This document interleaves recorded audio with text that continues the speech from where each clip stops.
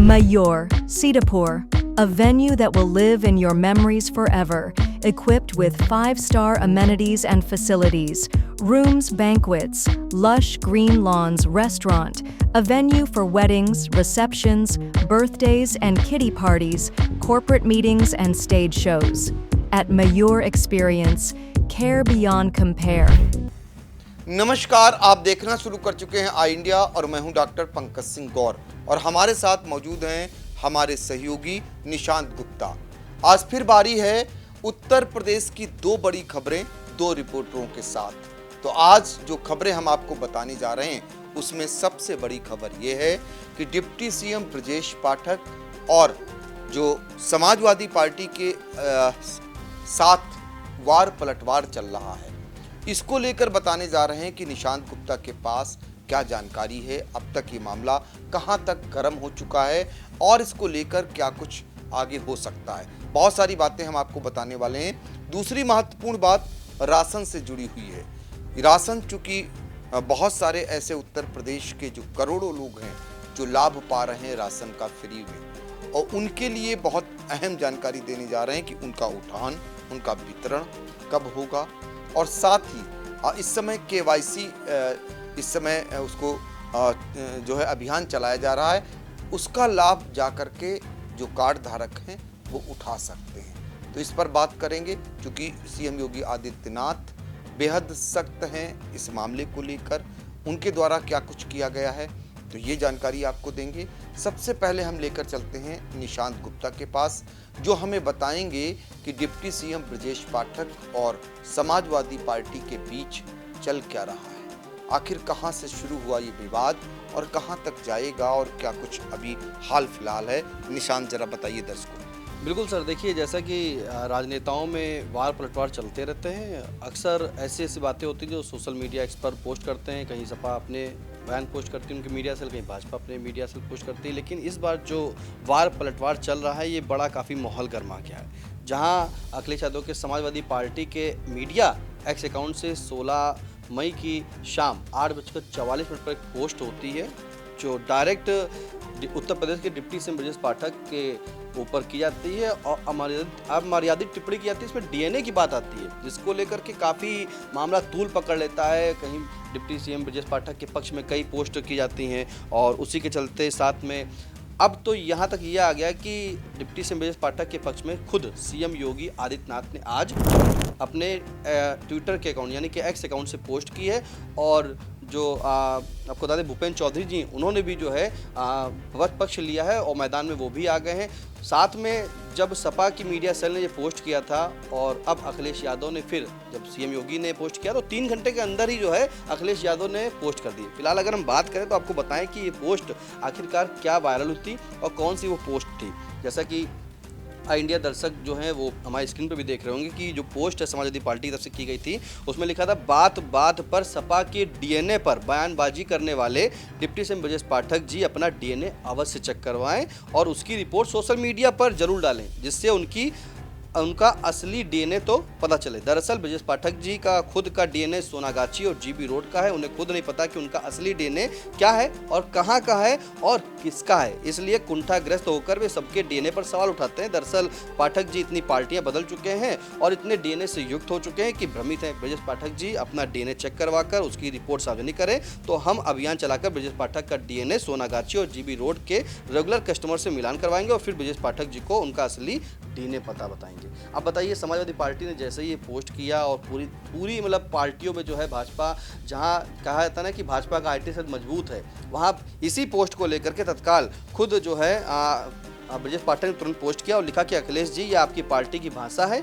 यह आपकी पार्टी का ऑफिशियल हैंडल है, किसी के दिवंगत माता पिता के लिए शब्दों का ये चयन है। लोकतंत्र के सहमति असहमति आरोप प्रत्यारोप सब चलते आए और चलते रहेंगे, पर आप अपनी पार्टी को इस स्तर पर ले आएंगे क्या आदरणीय डिम्पल जी इस स्त्री विरोधी और पतित मानसिकता को स्वीकार करेंगे? सोचिएगा, ये सीधे डिप्टी सीएम ब्रजेश पाठक ने उसी समय पोस्ट किया और तब से लेकर के अभी तक ये सिर्फ और सिर्फ वार पलटवार चल रहा है, वो भी वार पलटवार एक्स अकाउंट पर चल रहा है। अगर हम बात करें तो विवाद की शुरुआत कहाँ से हुई ये भी हम दर्शकों को बता दें। इसमें जो सपा की मीडिया सेल ने शुक्रवार को जब ये पोस्ट किया था 8:44 पर, तो उसमें साफ तौर पर उन्होंने निशाना साध लिया था और साधने के बाद सोनागाछी और जीबी रोड जैसी सर बात कर दी थी, जिसके चलते उन्होंने एक और पोस्ट पर लिखी थी और कहा था कि ये जो ब्रजेश पाठक जी हमेशा डीएनए ही पूछा करते हैं समाजवादी का।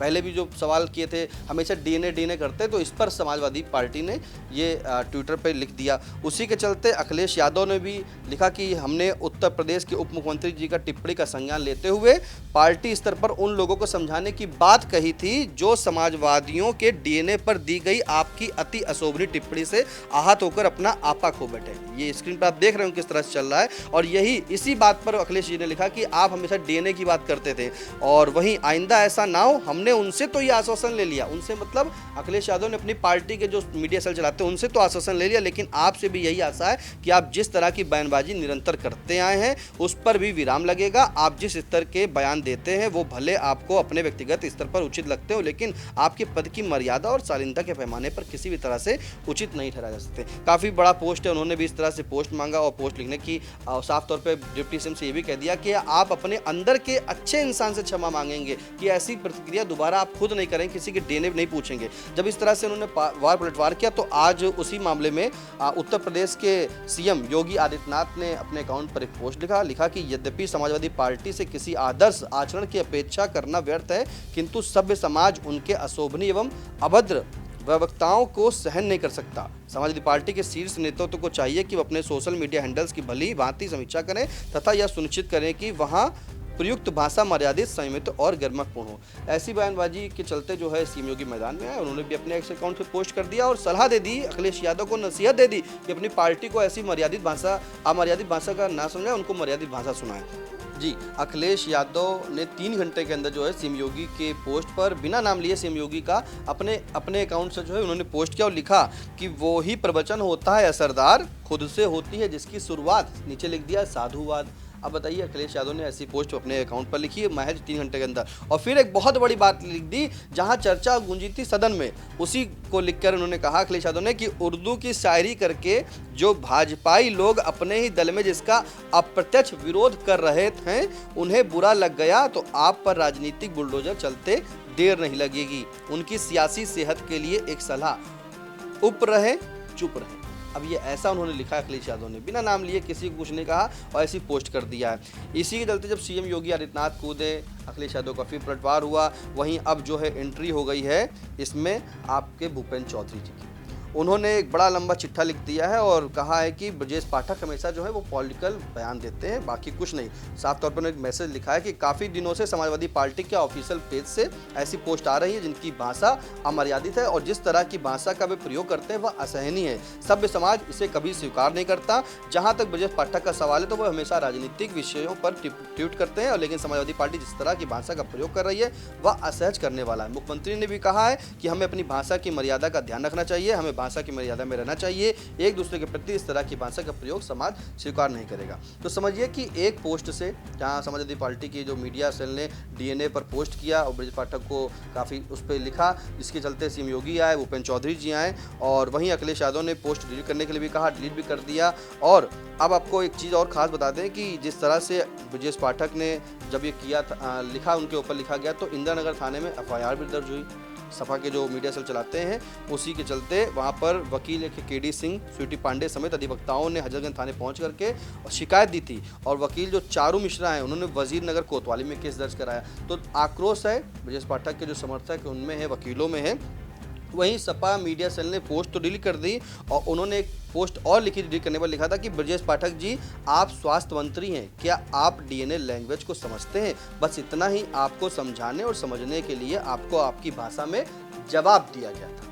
अब ये डीएनए की बात जब आई और साफ तौर पे अखिलेश यादव ने समाजवादी पार्टी जो मीडिया सेल उसने कह दिया कि आपको इसलिए डीएनए का मतलब बताया गया कि आप लगातार डीएनए करते हैं और उसी का जवाब आपको आपकी भाषा में दे दिया। तो नाराजगी किस बात की? इस तरह से ट्विटर से चल रहा था। और अगर हम बताएं तो पहले 7 महीने पहले जो मंत्री हैं के शर्मा और अखिलेश टीम के बीच भी काफ़ी उसमें जुबानी जंग हुई थी। उस समय भी जब 4 अक्टूबर का करीब वक्त था और चंद्रयान 3 की बात हो रही थी, उसी में एक अखबार की कटिंग शेयर की गई थी और सपा मीडिया सेल ने भी पोस्ट किया था। उस समय भी जुबानी जंग देखी गई थी, ट्विटर वार चला था और आज वही मोड़ पर चल रहा है कि आज 19 तारीख हो गई है और ऐसे में लगातार एक्स अकाउंट पर जो है पूरी तरीके से यही पटा हुआ है डीएनए। आखिर डीएनए है क्या, अब वो समाजवादी पार्टी के लोग जान रहे हैं और डीएनए की हकीकत को खुद भाजपा के जो उप मुख्यमंत्री हैं ब्रजेश पाठक वो भी जान रहे हैं। बिल्कुल, तो डीएनए को लेकर भारतीय जनता पार्टी के जो डिप्टी सीएम हैं ब्रजेश पाठक, वो और समाजवादी पार्टी आमने सामने आ गई है।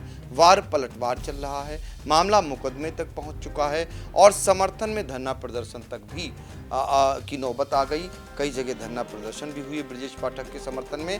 तो अखिलेश यादव जहां कूद पड़े हों, जहां मुख्यमंत्री योगी आदित्यनाथ सामने आ गए हों, तो समझ सकते हैं कि उत्तर प्रदेश की राजनीति कितनी गर्मा गई होगी। तो ये गर्माहट कब तक रहती है, ये फिलहाल आने वाला समय बताएगा। अब दूसरी बात कर लेते हैं उत्तर प्रदेश में खाद्यान्न वितरण को लेकर के। खाद्यान्न वितरण को लेकर के जब से सूबे में योगी आदित्यनाथ की सरकार आई और केंद्र में मोदी की सरकार आई, उसके बाद से फ्री में राशन दिए जाने को लेकर के उनके तरफ से कई जो है इस तरीके की राहत या इस तरीके की योजना के करोड़ों लोगों को लाभ पहुंचाने का काम किया गया। अब क्या हुआ कि नए सिरे से दरअसल राशन को लेकर के एक पूरा कार्यक्रम जारी किया गया है। ये कार्यक्रम उठान और वितरण को लेकर के है। तो पहले ज़रा समझ लीजिए कि इसके तहत जो अगला महीना है जून माह, उसमें जो है राशन का आवंटन और वितरण का काम 25 मई से शुरू होगा। यानी अब 6 दिन बाद उसका वितरण और आवंटन का काम शुरू हो जाएगा और 5 जून तक चलेगा। देखिए, पहले जो है वो आवंटन होगा, फिर वितरण होगा जो 5 जून तक चलेगा। इसी तरह जुलाई का राशन भी 10 जून से 20 जून तक बटेगा, ये निर्धारण कर दिया गया है। और जबकि अगस्त के लिए राशन 25 जून से 6 जुलाई तक का समय दिया गया है, तब ये राशन वितरण किया जाएगा। ये चूंकि इसलिए महत्वपूर्ण खबर है, हमने आपको बताया इसका लाभ उत्तर प्रदेश भारत देश का सबसे बड़ा सूबा है, सबसे ज़्यादा लोग इसका लाभ पा रहे हैं और लोग इससे जुड़े हुए हैं। तो ये डेट अगर उनके पास पहुंचती है तो उन्हें जो है आसानी रहेगी कि इस स्थितियों में राशन उन्हें आसानी से मिल सकेगा। चूँकि अब योगी सरकार ने ग्राम पंचायतों में दुकानों को भी खुलवाना शुरू किया है और वो अब बजाय कोटेदार के घर से उठान करने के दुकानों से राशन ले सकते हैं। तो ये दरअसल 3 माह का जो फ्री राशन 2 महीने में बांटने का जो निर्देश हुआ था, उसमें ये दिक्कतें आई थी। इस वजह से ये नई व्यवस्था की गई है, नई तिथियां निर्धारित की गई हैं जिसमें उठान और वितरण किया जाएगा। इसलिए सरकार को अपना प्लान बदलना पड़ा और जो नई डेट आई वो हमने आपको बता दी। अब ज़रा बता देते हैं कि दरअसल पात्र कार्डधारक जो हैं वो प्रति यूनिट 5 किलो गेहूं और चावल इनको मिलता है। इसी तरह पात्र गृहस्थी कार्डधारक को प्रति यूनिट 2 किलो गेहूं और 3 किलो चावल, कुल मिलाकर 5 किलो इनको मिलता है। जबकि जो अंत्योदय कार्ड धारक हैं उनको एक मुश्त 14 किलो गेहूं और 21 किलो चावल यानी 35 किलो प्रति यूनिट उनको दिया जाता है। ये इसी तरीके से जो है अगर बात करें कि कितने लोग लाभान्वित हो रहे हैं उत्तर प्रदेश में, तो उनकी संख्या है 15 करोड़ के आसपास और कार्ड धारक जो हैं उनकी संख्या है 1 करोड़ 29 लाख। आप अंदाजा लगा लीजिए कि ये संख्या काफ़ी ज़्यादा कही जा सकती है। ये सरकार की नई पीडीएस जो व्यवस्था है, जो प्लान है, उसके बारे में आई इंडिया ने आपको जानकारी दी। इसी के तहत आप इसका लाभ उठा सकते हैं। तो योगी आदित्यनाथ की सरकार ने गरीबों की थाली तक राशन पहुंचाने के लिए पिछले दिनों खजाना भी खोल दिया था, आपने देखा होगा। इस खजाने में अगर बात करें तो इसमें राष्ट्रीय खाद्य सुरक्षा अधिनियम के अंतर्गत उचित दर वितरण प्रणाली को मजबूत करने के लिए मुख्यमंत्री योगी आदित्यनाथ ने 179 करोड़ 42 लाख रुपए की बड़ी धनराशि स्वीकृत कर दी थी। तो अब जो उत्तर प्रदेश में फ्री का जो राशन है वो लोगों को आसानी से मिल सके, उनका जो पात्र लोग हैं उनमें किसी प्रकार की धांधली ना होने पाए, घटतौली ना होने पाए, इसके लिए भी सरकार ने व्यवस्था कर दी है। तो अगले 3 महीने की जो डेटें थीं कि कब उठान होगा, कब वितरण होगा, ये हमने आपको जानकारी दे दी। अब फिर हम 2 बड़ी खबरों के साथ 2 रिपोर्टरों के साथ आपको जल्द फिर मिलेंगे और फिर बताएंगे उत्तर प्रदेश की कौन सी 2 बड़ी खबरें हैं। हमारे साथी रिपोर्टर आपको बताएंगे। तो आप लोग देखते रहिए आई इंडिया। और हाँ, यदि आपका कोई अपनी राय है या किसी मुद्दे पर आप कुछ हमसे जानना चाहते हैं तो कमेंट बॉक्स में जाकर ज़रूर अपना सुझाव दे सकते हैं। हम लोगों को दीजिए इजाज़त। नमस्कार। Sai Sanjeevani hospital, station road, Sitapur. Sitapur का पहला मल्टी स्पेशलिटी हॉस्पिटल, जहां आपको जनरल फिजिशियन, हड्डी रोग, स्त्री रोग, जनरल सर्जरी, नाक कान गला और न्यूरो के डॉक्टर उपलब्ध हैं। साई संजीवनी में आयुष्मान कार्ड धारकों का मुफ्त इलाज और टीपीए कार्ड धारकों के लिए कैशलेस सुविधा उपलब्ध की गई है। हॉस्पिटल में आईसीयू, वेंटिलेटर, बाईपैप व डायलिसिस की सुविधा भी उपलब्ध है। Sai Sanjeevani hospital, station road, Sitapur.